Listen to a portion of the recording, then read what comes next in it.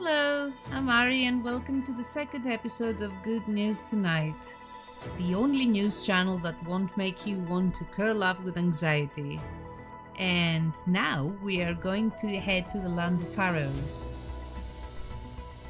The ancient Egyptians were pioneers in architecture, medicine, and mathematics, but we're still learning just how developed this civilization really was. Scientists at Duckworth Laboratory in Cambridge discovered that the ancient Egyptians were performing brain surgery 4,000 years ago. This ancient Egyptian man was nearing the age of 40 when a tumor developed in his brain. Using scans, the scientists found evidence of tiny cut marks made by sharp instruments, so the ancient Egyptian physicians were either trying to remove the man's tumor or they were trying to perform an autopsy on him. It is the very first example of humans trying to treat cancer in history.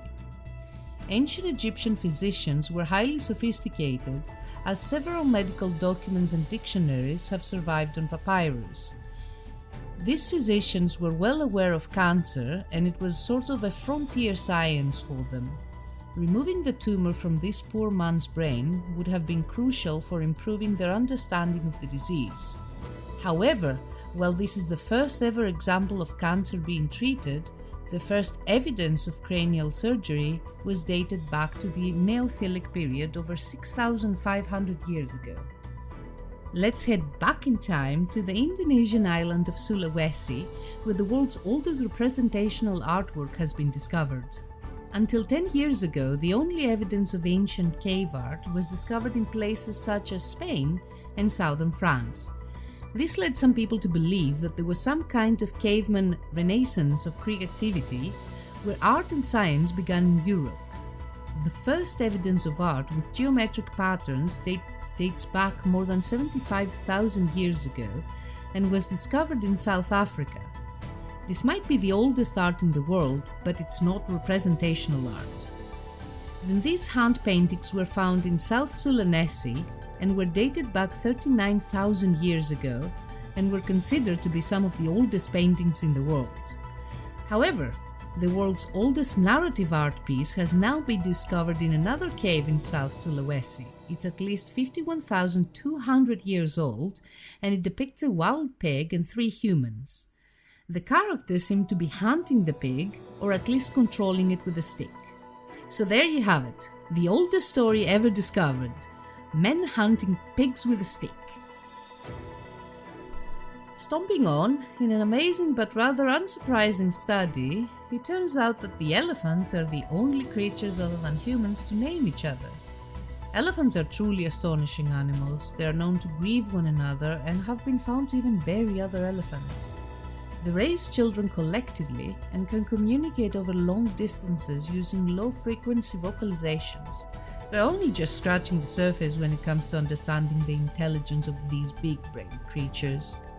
Using machine learning tools, Colorado State University studied the calls that the matriarch elephant used to summon the herd around her. However, they found that there were unique calls used to draw single elephants out of the group. Teaming up with Save the Elephants and Elephant Voices, the researchers analyzed the elephant calls and were able to use them to call individual elephants themselves.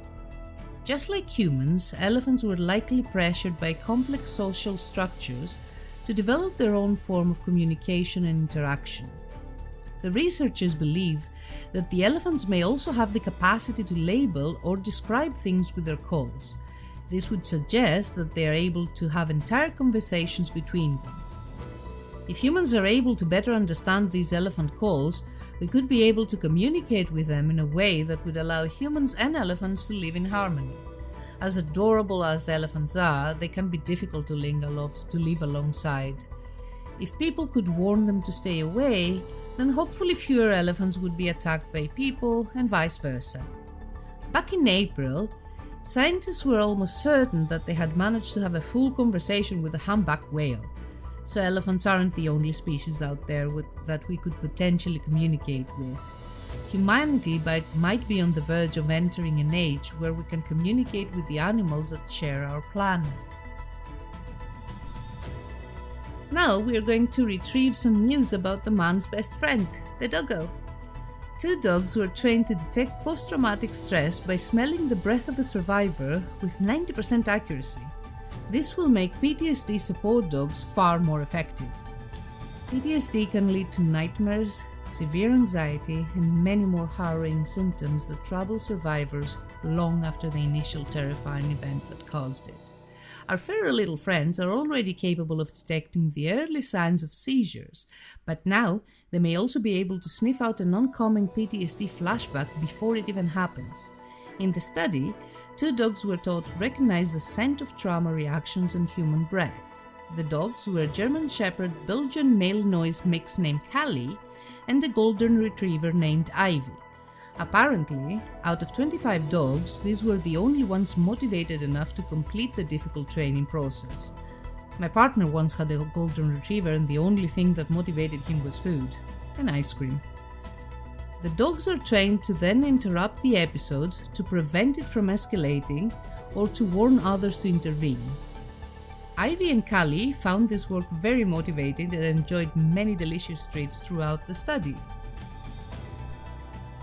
Now we're going to kick our way to Harris County in Texas, where a martial art family saved a woman from being assaulted. There are 5 members in the Ann family and each holds a 4th degree black belt.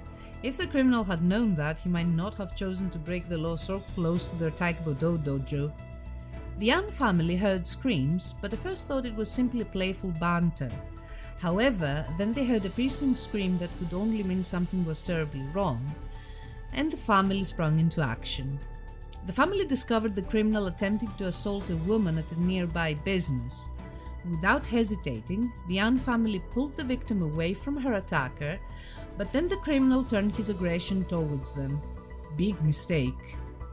The father, a grandmaster in taekwondo, took the attacker to the ground and pinned him there, holding him for an entire 10 minutes as the police arrived. The Ann family were thanked by the Harris County Sheriff for their bravery. So there you have it. If you're in Harris County and looking for some martial arts lessons, you could not go wrong with the Ann family's dojo. And now let's treat ourselves with some news of a potential diabetes cure. A new breakthrough drug could be a new functional diabetes cure. That's what the scientists are calling it anyway. Tested on mice, the drug reversed the symptoms of diabetes until the disease was completely gone. In just 3 months, the mice cells began producing insulin again. Researchers from Mount Sinai and the City of Hope injected human beta cells into mice, then applied the treatment for diabetes. The symptoms of diabetes slowly reversed until they were undetectable even 1 month after the treatment stopped. This was achieved through a combination of 2 drugs, Harmine and DRK1A. Harmine has recently had phase 1 clinical trial in humans to test whether it's safe, but DRK1A has not yet. Using regenerative therapy, this treatment could potentially treat hundreds of millions of people that suffer from diabetes. And with this, we're reaching the end of Good News Tonight. If you enjoyed our videos, please support us by clicking like and subscribe. See you next week!